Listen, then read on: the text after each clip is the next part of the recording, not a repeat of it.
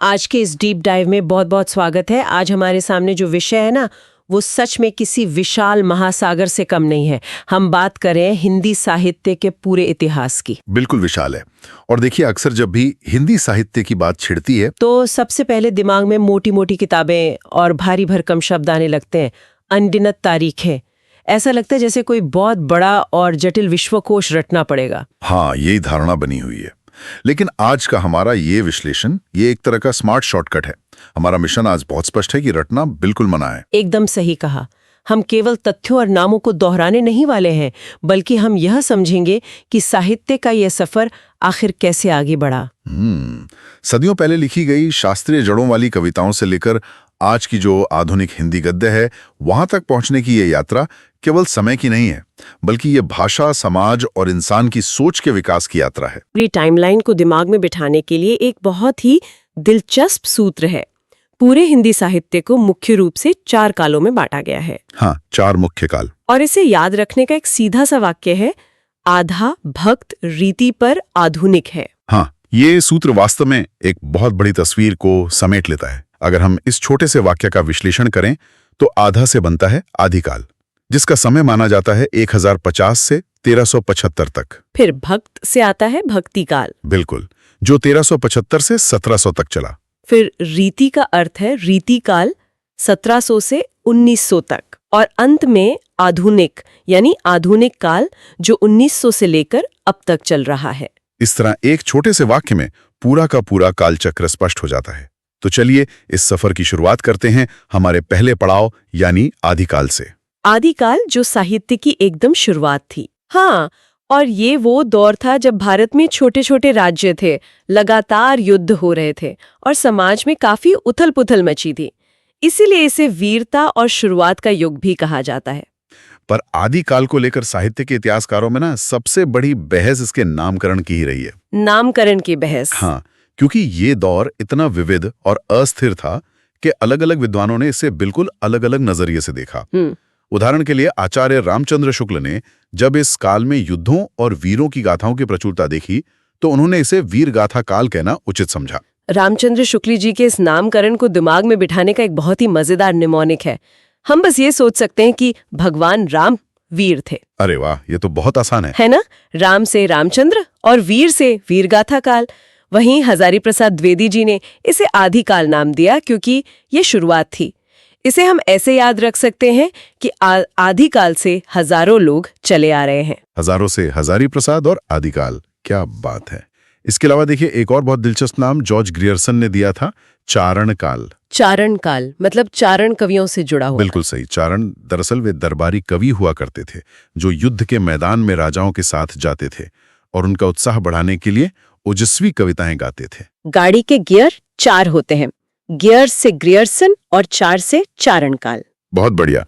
एक और दृष्टिकोण महावीर प्रसाद द्विवेदी जी का था, जिन्होंने इसे बीजोपन काल कहा, यानी वो समय जब साहित्य के बीज बोए जा रहे थे। इसका भी एक सूत्र है, महान व्यक्ति ही बीज बोता है। महान से महावीर और बीज से बीजोपन।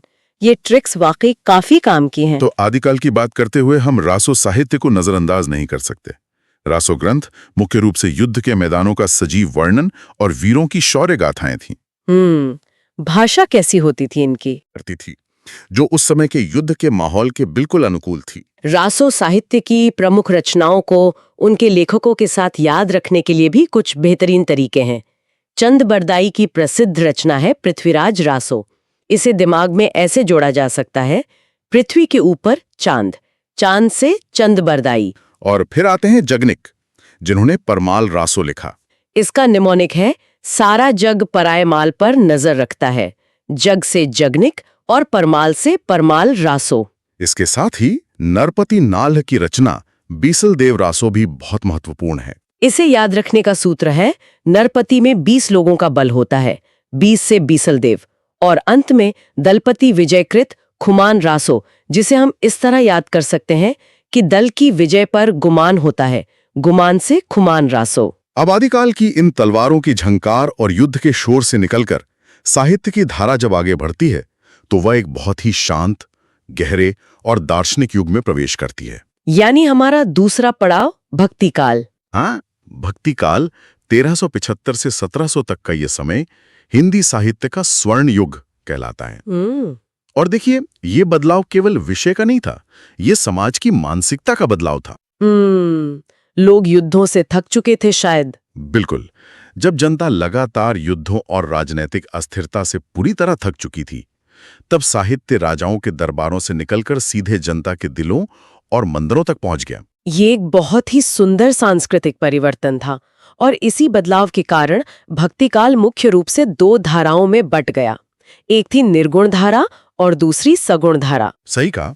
निर्गुण का अर्थ है उस ईश्वर की उपासना करना जिसका कोई रूप या आकार नहीं है। और सगुण धारा में ईश्वर के साकार रूप जैसे राम या कृष्ण की भक्ति की जाती थी। हाँ, और निर्गुण धारा के भीतर भी दो स्पष्ट शाखाएं थीं। पहली ज्ञानाश्रयी शाखा, जो ज्ञान और तर्कों के माध्यम से ईश्वर को खोजती थी, और दूसरी प्रेमाश्रयी शाखा, जो सूफी संतों की तरह प्रेम के मार्ग से ईश्वर तक पहुंचना चाहती थी। ज्ञानाश्रयी शाखा के सबसे बड़े प्रतिनिधि कबीर दास है ना, जिनकी वाणियों में समाज पर तीखा व्यंग मिलता है। कबीर बिल्कुल सटीक उदाहरण है। कबीर को ज्ञानाश्रयी शाखा से जोड़ने का सूत्र है कबीर ने ज्ञान का बीज बोया। और प्रेमाश्रयी शाखा के शिखर पर मलिक मोहम्मद जायसी हैं। इसे ऐसे याद रखा जा सकता है, जायसी को पद्मावती से प्रेम था। वहीं सगुण धारा में भी दो स्पष्ट शाखाएं देखने को मिलती हैं, राम भक्ति और कृष्ण भक्ति। राम भक्ति के सबसे बड़े स्तंभ गोस्वामी तुलसीदास हैं, जिन्होंने रामचरितमानस जैसी महाकाव्यात्मक रचना की, जो आज भी घर घर में पढ़ी जाती है। हाँ, और कृष्ण भक्ति में सूरदास का नाम सबसे ऊपर आता है, जिनकी सूर सागर आज भी गाई जाती है।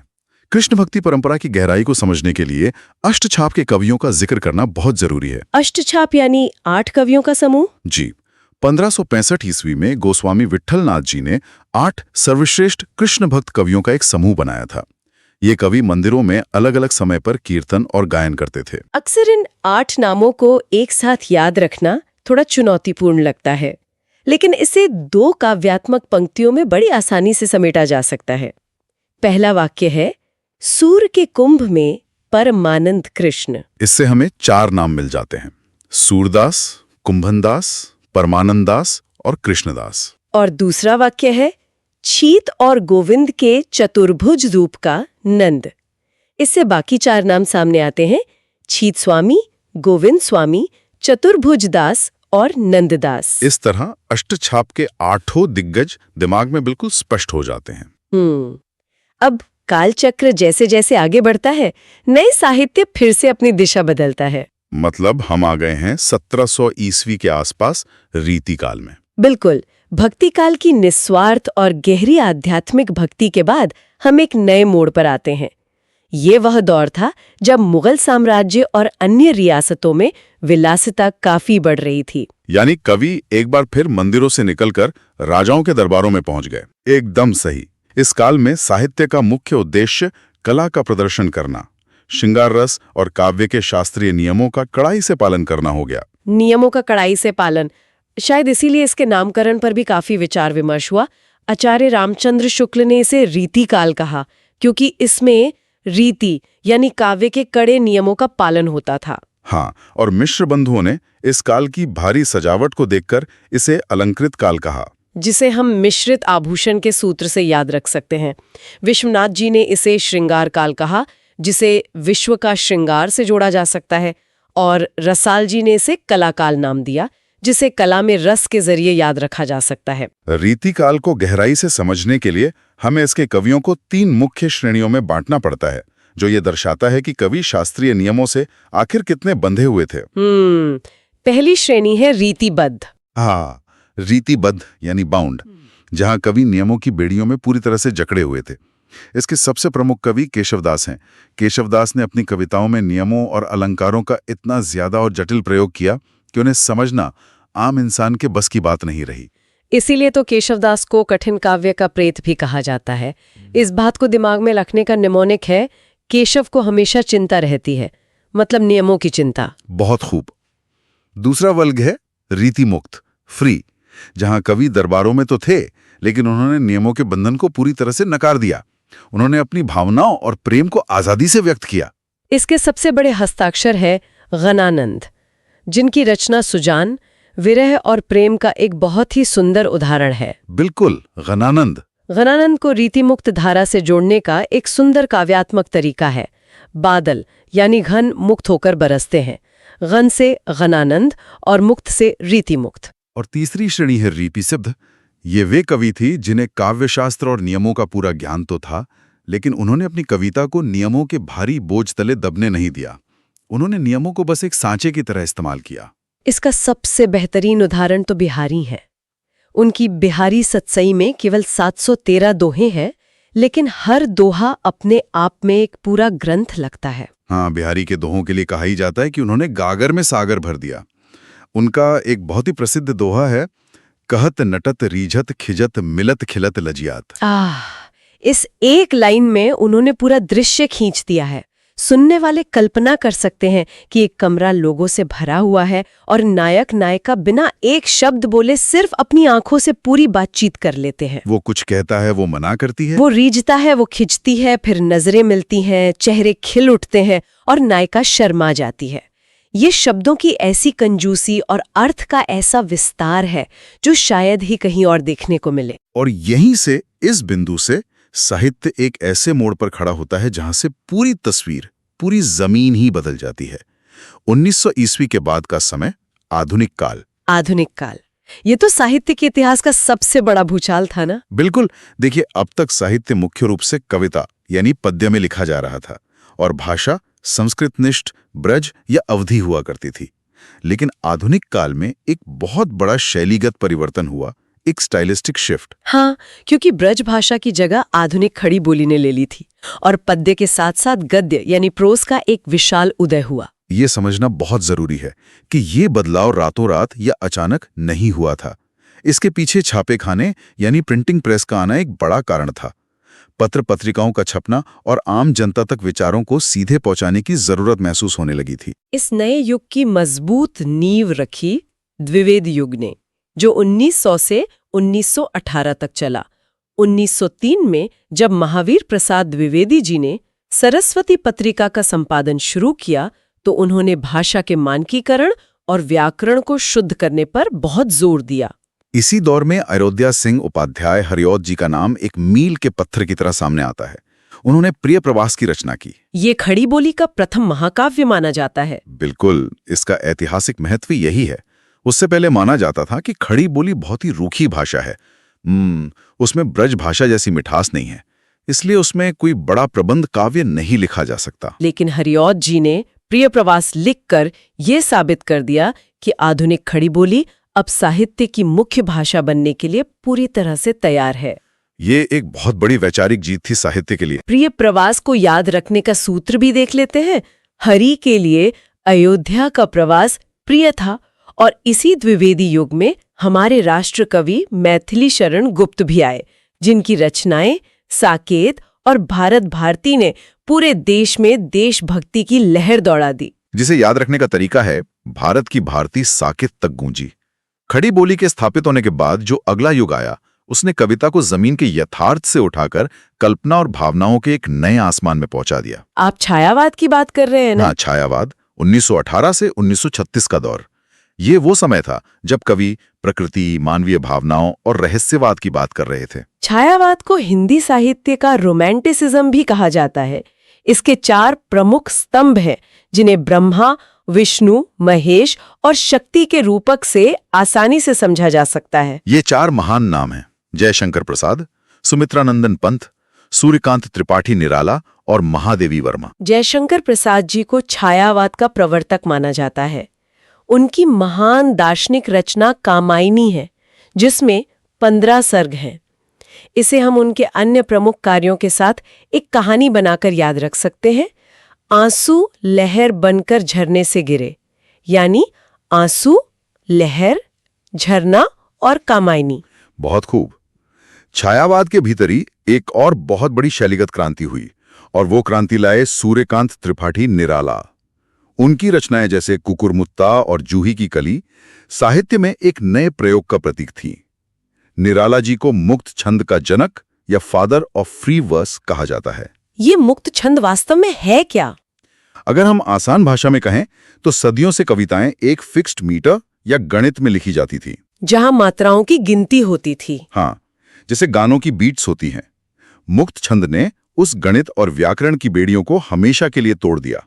निराला जी का मानना था कि जिस तरह मनुष्य को मुक्ति की आकांक्षा होती है, वैसे ही कविता को भी नियमों से मुक्ति मिलनी चाहिए, भावनाओं को अपनी प्राकृतिक लय में बहने देना चाहिए। ये तो रीतिकाल से चली आ रही जो शास्त्रीय परंपराएं थी, उनसे पूरी तरह आजादी का प्रतीक था। बिल्कुल, ये आधुनिक साहित्य का एक बहुत ही निर्णायक मोड़ था, जिसने आगे की पूरी कविता का स्वरूप ही बदल दिया। फिर भावनाओं के इस अतिरेक के बाद साहित्य फिर से जमीन की हकीकत की तरफ लौटा, भूख, गरीबी और समाजवाद की तरफ, प्रगतिवाद के रूप में, जो 1936 से 1943 तक चला। यहाँ आते हैं हमारे द्वितीय राष्ट्रकवि रामधारी सिंह दिनकर। इनकी रचनाएं उर्वशी, रश्मिरथी, कुरुक्षेत्र, इन्हें पढ़ते ही आज भी रगों में जोश भर जाता है। दिनकर जी की इन 3 प्रमुख रचनाओं को याद रखने का वाक्य है, उर्वशी को रश्मिरथी पर बैठाकर कुरुक्षेत्र ले गए। इसी दौर में बाबा नागार्जुन भी आए, जिनकी युग धारा ने आम आदमी की तकलीफों को अपना स्वर दिया। और फिर आता है प्रयोगवाद और नई कविता का दौर, 1943 के बाद का समय।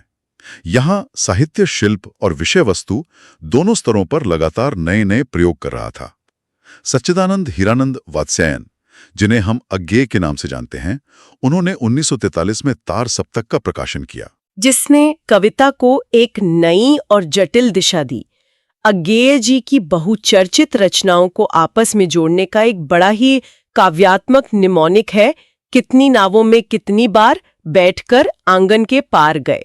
ये उनकी 2 महान कृतियों कितनी नावों में कितनी बार और आंगन के पार द्वार को याद रखने का बहुत आसान तरीका है। इसी समय काल के आसपास हालावाद का उदय भी दिखता है, जिसे हरिवंश राय बच्चन जी ने अपनी रुबाइयों और मधुशाला से घर घर में प्रसिद्ध कर दिया। वहीं नई कविता के दौर में धर्मवीर भारती जैसे रचनाकार उभरे, जिन्होंने गुनाहों का देवता, अंधा युग और सूरज का 7वां घोड़ा जैसी कालजयी रचनाएं दी। और हम गजानन माधव मुक्तिबोध को कैसे भूल सकते हैं।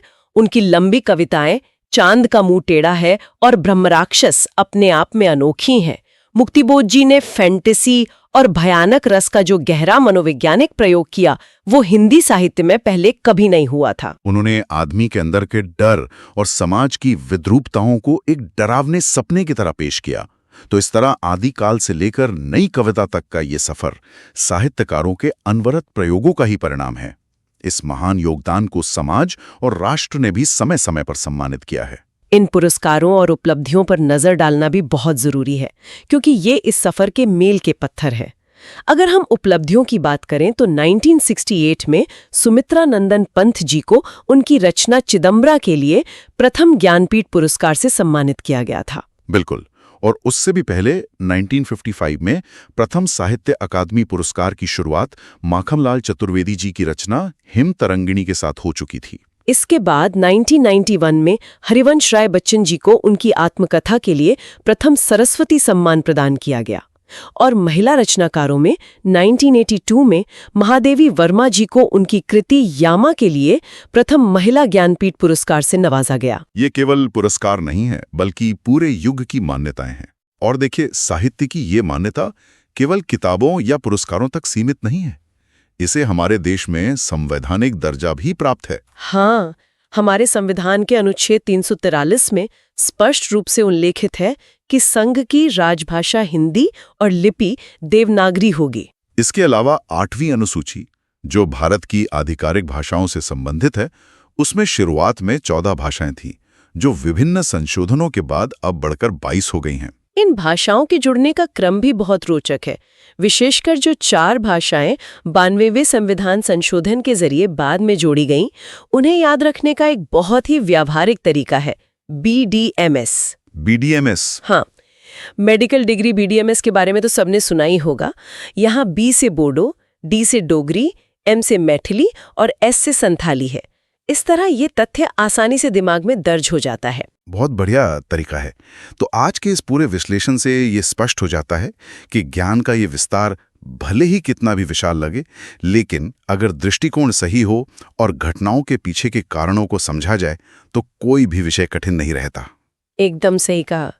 किसी ने बहुत खूब लिखा है ना कि मंजिलें उन्हीं को मिलती हैं जिनके सपनों में जान होती है, पंखों से कुछ नहीं होता, हौसलों से उड़ान होती है। सही दिशा, स्मार्ट वर्क और इतिहास को रटने के बजाय उसे महसूस करना ही सफलता की कुंजी है। बिल्कुल, महसूस करना जरूरी है। तो आज हमने आदिकाल के युद्ध मैदानों और तलवारों की झंकार से शुरुआत की, फिर भक्ति काल की शांत और दार्शनिक भक्ति को महसूस किया। वहां से हम रीतिकाल के सजे धजे दरबारों में गए और अंततः आधुनिक काल की खड़ी बोली गद्य के उदय और मुक्त छंद की आजादी तक की एक विस्तृत और शानदार बौद्धिक यात्रा पूरी की। हमने विस्तार से जाना कि कैसे हिंदी साहित्य ने सदियों में अपनी भाषा और शैली को पूरी तरह से बदल दिया। हाँ, एक बहुत बड़ा स्टाइलिस्टिक बदलाव देखा हमने। लेकिन इस पूरी यात्रा के बाद एक बहुत ही गहरा सवाल भी उभरकर सामने आता है। आज हमने देखा कि कैसे हिंदी साहित्य ने शास्त्रीय बंधनों को तोड़कर खड़ी बोली और मुक्त छंद के रूप में अपनी आधुनिक आवाज खोजी, क्योंकि उस समय समाज और छपाई तकनीक बदल रही थी। प्रिंटिंग प्रेस ने बहुत बड़ा रोल प्ले किया। जी, तकनीक ने साहित्य की भाषा और पहुंच दोनों को बदल दिया था। तो ये सोचने वाली बात है कि आज के इस तेज इंटरनेट, आर्टिफिशियल इंटेलिजेंस और सोशल मीडिया के दौर में हमारी भाषा और साहित्य का अगला स्वरूप क्या होगा? क्या तकनीक साहित्य की शैली और उसके सोचने के तरीके को एक बार फिर पूरी तरह से बदल देगी? ये सच में सोचने का एक नया और बहुत ही प्रासंगिक नजरिया है। क्या एआई और इंटरनेट साहित्य के भविष्य की नींव फिर से तय करेंगे? ये सुनने वालों के लिए भी विचार करने का एक बड़ा मुद्दा है। इसी गहरे और विचारणीय प्रश्न के साथ आज के इस डीप डाइव को हम यहीं विराम देते हैं। सुनने के लिए बहुत बहुत धन्यवाद।